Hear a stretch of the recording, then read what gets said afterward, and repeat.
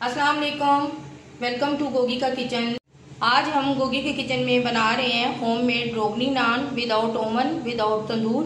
तो अपनी recipe start करने के लिए चलते हैं हम अपने किचन की तरफ और बनाना स्टार्ट करते हैं रोगनी नान।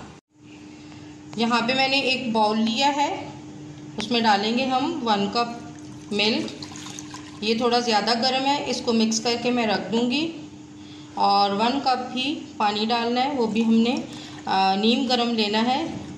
तो ये थोड़ा सा नीम गरम हो जाए तो फिर इसमें मैं 1 पैकेट ईस्ट का ऐड कर दूँगी। हम 1 पैकेट ईस्ट का, ये 1 kg और ½ kg के लिए 1 ईस्ट का पैकेट काफ़ी होता है। इसमें डालेंगे हम 1½ टेबल स्पून पिसी हुई चीनी है मेरे पास। आप इसमें रेगुलर भी डाल सकते हैं, क्योंकि मैदा जो है वो हमारा ½ kg है, तो हम उस हिसाब से ये क्वांटिटी यूज़ कर रहे हैं। तो आपने क्वांटिटी का और मेजरमेंट का बहुत ज़्यादा ख्याल रखना है ताकि आपकी रेसिपी बहुत अच्छी बने। और 1 टेबल स्पून ही इसमें मैं नमक ऐड कर दूँ। इसको हम अच्छी तरह से मिक्स करेंगे और इसको कवर करके हम काउंटर पे ही छोड़ देंगे ताकि ईस्ट जो है वो हमारी अच्छी तरह से राइज हो जाए। ईस्ट को मैंने 15-20 मिनट तक रखा था और ये अच्छे से राइज हो चुकी है। अब हम अगला स्टेप करते हैं। ½ kg मैंने यहाँ पे मैदा लिया है और इसी जो मैंने ईस्ट बनाई है इसी पानी से हमने इसे दूध और पानी से गूंदना है। आप इसको सिंपल पानी में भी रख सकते हैं, घोल के दूध में भी रख सकते हैं, जैसे आपको इजी लगे। जो चीज़ें आपके पास अवेलेबल होती हैं आप उससे अपनी रेसिपी बना सकते हैं। और रेसिपी बनाते हुए कभी भी आपने घबराना नहीं है और बहुत कॉन्फिडेंटली आप रेसिपी बनाया करें और वो बहुत अच्छी बनती है। एक बहुत शौक और बहुत प्यार से जब कोई चीज़ बनाते हैं तो वो माशाल्लाह से बहुत ही मज़ेदार और बहुत ही यमी बनती है। इसमें डालेंगे हम 2 अंडे। आप इसे फेंट के भी डाल सकते हैं और वैसे भी आप डाल सकते हैं।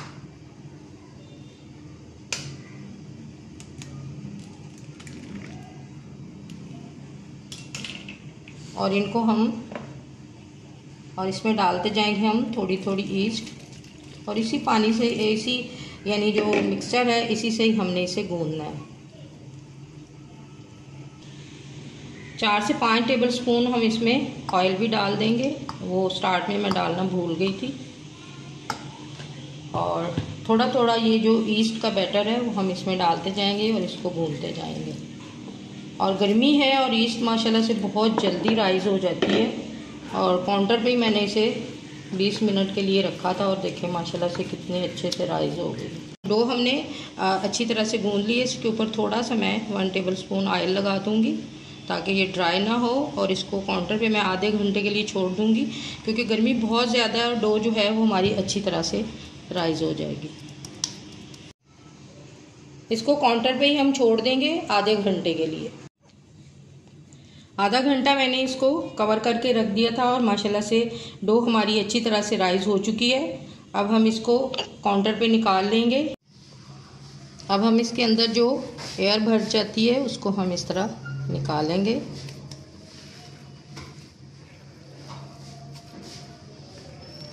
ये देखें माशाल्लाह से कितने अच्छे से हमारी डो जो है वो राइज हुई है। जितनी अच्छी डो आपकी राइज होती है उतनी अच्छी आपकी रेसिपी बनती है। नान बनाने के लिए हमने एक ऐसी प्लेट लेनी है और कोई भी आपने नैपकिन लेके या घर में जो दस्तरखान होता है उसको आपने इसके ऊपर बांध देना है। यानी ये साइड आपने रखनी है जिसके ऊपर हमने वो डालना है, नान डालना है, और ये अंदर वाली साइड पे आपने गिरा लगा के चारों कोनों से इसको इस तरह से बना लेना है। यानी जैसे गद्दी बनाते हैं ना होटल्स वगैरह पे रोटियां लगाने के लिए, तो आपने इसे इस तरह बना लेना है। इस तरह आपको बहुत इजी होगा। ये छोटे छोटे टिप्स एंड ट्रिक्स जो हैं वो बताना आपके लिए बहुत ज़रूरी है ताकि जब आप रेसिपी बनाएं तो आपकी रेसिपी बहुत अच्छी बने। इस तरह हमने पेड़े बना लेने। हमने जितनी रोटी बनाते हैं उससे हमने थोड़ा सा बड़ा पेड़ा बनाना है, क्योंकि हम नान बना रहे हैं। यहाँ पे हम 1 अंडा जो है वो इसको तोड़ लेंगे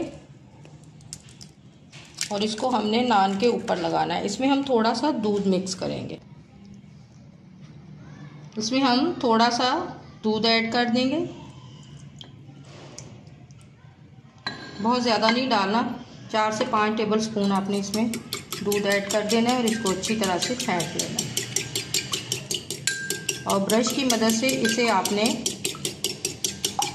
नान के ऊपर लगाना है। नान को आप ना, अगर आपसे उठाने में मुश्किल होती है ना, तो आप उसको, जो मैंने प्लेट की गद्दी सी बनाई है ना, आप उस पर डाल के इसको फैला लें। और जब आप उसे कढ़ाई के ढक्कन पे डालेंगे तो वहीं आप उसकी डिज़ाइनिंग भी कर सकते हैं। ये आपने इस तरह लगा लेना है और इसको पानी लगाना है आपने। जितना अच्छा पानी लगा होगा आपका नान जो है वो उतना ही अच्छा बनेगा। सारे नान को आपने इस तरह पानी लगा लेना है। किनारों पे आपने ज़्यादा लगाना है क्योंकि किनारों से ही नान जो है वो पहले गिरना स्टार्ट होता है। ये देखें माशाल्लाह से कितने अच्छे और कितने मज़ेदार से नान हमारे बने हैं। अगर आपकी डो थोड़ी पतली है तो आप इसको ड्राई मैदा जो है उसमें थोड़ा सा गूंद के आप इसको पेड़ा बना सकते हैं। हाथ की मदद से आपने इसको अच्छी तरह से पानी लगाना है और डिज़ाइन जो है वो आप कढ़ाई के ढक्कन के ऊपर जब इसको डालेंगे तो फिर आप बना लेना। हर तरह से मैं आपको बता रही हूँ ताकि मेरे देखने वाले जो हैं वो अच्छी रेसिपी बनाया करें और उनकी कुकिंग जो है वो बेस्ट हो जाए। आपने मेरी वीडियो के साथ जुड़े रहना है। आज मैं एक बहुत अच्छी चीज़ आपको बताने जा रही हूँ और एक बहुत अच्छा काम करने जा रही हूँ। अब हम नान को इसके ऊपर डाल देंगे। देखिए, आपने इसका डिज़ाइन जो है वो खुद इस तरह बना लेना है क्योंकि पानी लगा के आपने अच्छी तरह से इसके किनारे जो हैं वो मोटे मोटे रखने हैं। तो ये थोड़ा सा बाहर निकल गया है।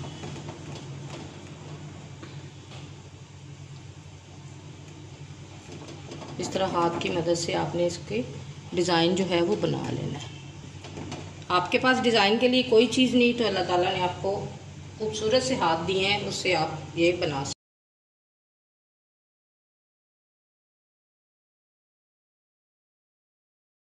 अब हम इसकी एक साइड पकने का इंतज़ार करेंगे। जब वो कंप्लीट नीचे से पक जाएगा तो फिर हम इसके ऊपर जो अंडा और दूध हमने मिक्स किया है वो उसके ऊपर लगाएंगे।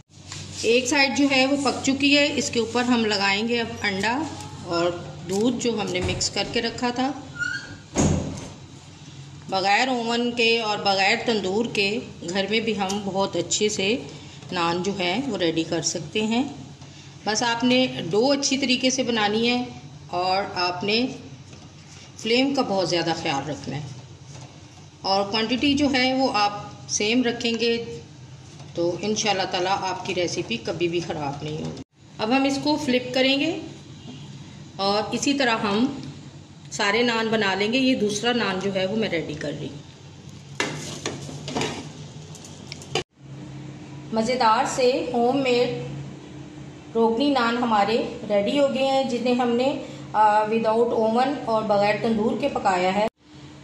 बहुत ही मज़ेदार और बहुत ही यमी नान बने हैं। आप भी इसे मेरे कहने पे एक बार ज़रूर ट्राई कीजिए और घर में आप बहुत साफ़ सुथरे और अच्छे तरीके से ये सारी चीज़ें जो हैं वो बना सकते हैं। ये नान बनाना इतना ज़्यादा इजी है और इसमें बहुत कम इंग्रेडिएंट यूज़ होते हैं, लेकिन सिर्फ इसमें बेक करने का टाइम जो होता है, जैसे हम पकाते हैं तो मैंने एक नान को तकरीबन 15 से 20 मिनट तक लो टू मीडियम फ्लेम पे पकाया है। मैंने तकरीबन एक नान को 15 से 20 मिनट तक लो टू मीडियम फ्लेम पे पकाया है और इसकी दूसरी साइड भी देखें माशाल्लाह से कितनी अच्छी तरह से ये दोनों साइड से पका है।